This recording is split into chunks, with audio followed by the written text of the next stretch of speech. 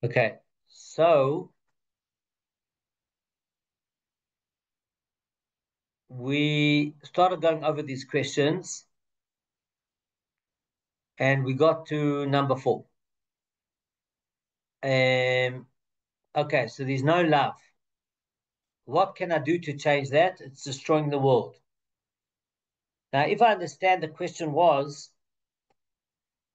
I've done a few times a kind of a short survey in different classes, and I've asked people a question of 2 parts.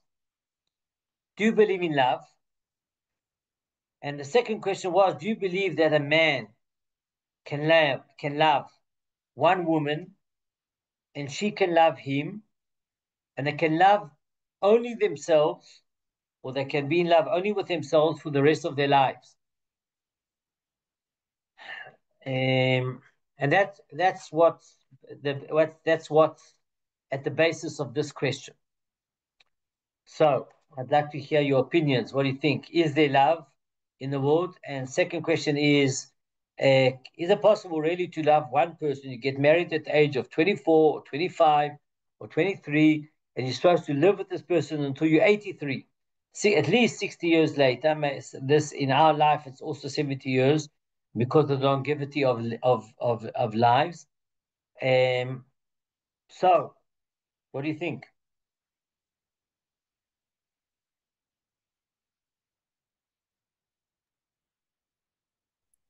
Yeah, I definitely think you can. And no, I don't think you can know for sure how exactly you're gonna love someone for so long. Okay. It could be both, no? It depends on But, situations but and people. elaborate. What do you mean? Well, for example, you could get people, okay, I'll put it this way, like you get people get married and then like situations happen and they lose feelings or like tragic events happen and like it could break things apart for many reasons. But at the same time, you do get people who are together for their whole lives. So it could be, that's what I'm saying, it could be both. So maybe what I'm asking is, I'm not talking about tragedies. Obviously, tragedies happen and people die and have accidents and all sorts of things like that. That's not, in most cases, it's not in our hands. And when we talk about what's in our hands, is that the ideal? Is that really now? Obviously, everybody can say that's yes, that's the ideal, that's okay, but it's not enough to say that's the ideal. The question is, we should have ideals that are realizable. We can really realize that idea, and that's what I want to know. Is this an ideal that is real, that we can realize it, or it's not? It's not a real something that people can really realize. Meaning, remain in love for the rest of their lives. Many remain in love because it's convenient for them because they don't feel like breaking it up, they don't want to break it up, whatever.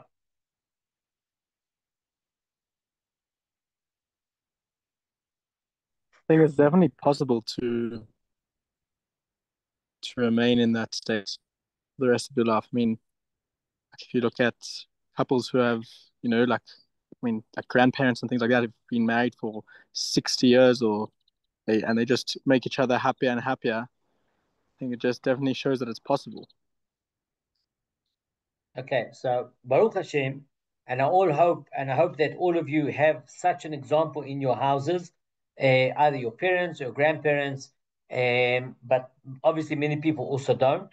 But it really is it possible? We see examples of people that it's possible, and that they not only love each other like when they get married, but their love deepens and grows, and they actually become nearly like one, with retaining their own individuality, without giving up on their own specific identity. But they really are in love, and they really are a couple that has done so much good one for each other.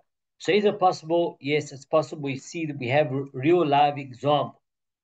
And so what's the story? So the story is that it's not, it just happened. I don't know of one couple even that does not have challenges with his marriage. I don't know one couple that doesn't have highs and lows. I don't think there is such a thing. Everybody has challenges and different kinds of challenges at different stages of their lives. Not the challenges of a young married couple are not the same as a couple that's married 5 years, and not the same as a couple that's married 10 years, and not the same as of a couple that's married 30 years and 40 years.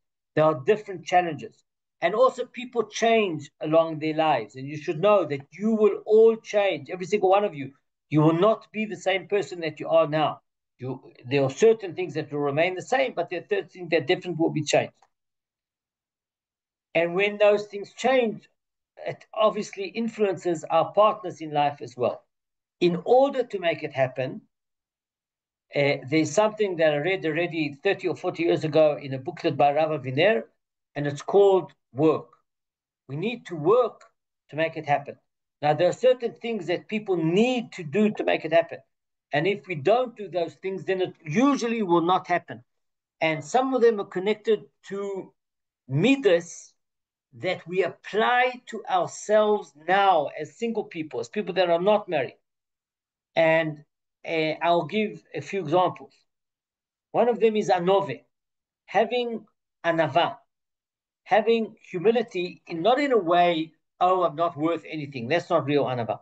Humility and having understanding that all the chokhmah in the world, all the knowledge that I need, all the feelings that I need are not concentrated only in me, in one person. And when I marry someone, she is either my equal in the knowledge, in the understanding of life, in the understanding what needs and what's good for us, either equal, even more than me. And therefore, coming to a marriage with the feeling, oh, I am the leader, I am the clever one, I know what's better, I know how to run things, is a very detrimental way to your marriage.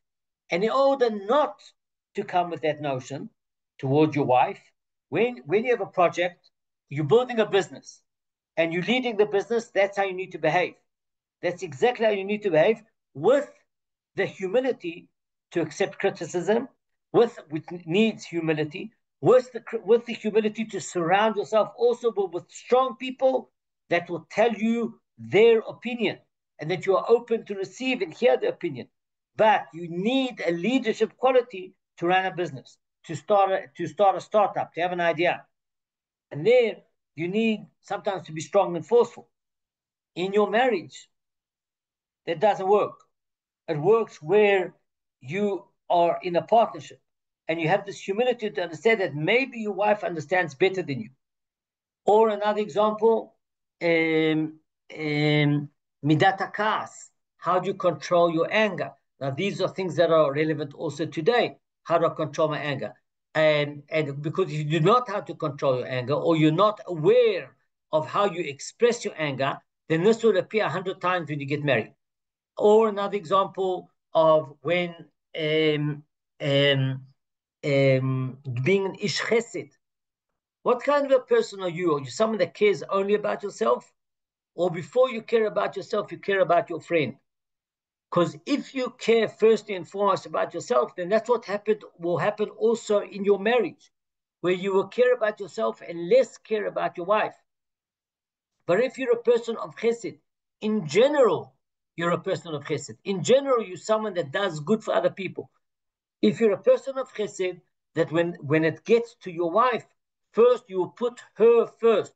And when your wife will feel that she is first in your eyes, then you know that you are in a correct relationship. You can be in a loving relationship for decades. But when you always put yourself before your wife and you think first and foremost only of yourself or mainly of yourself, then that is a very good way of destroying your marriage and ruining it over time. And so being a loving person, which means in my eyes, in my interpretation, means being an ish chesed as a personal individual, that in itself will contribute to a successful marriage. Now, there are other things as well. Having an ayin tova. How do you look upon reality or on your friends?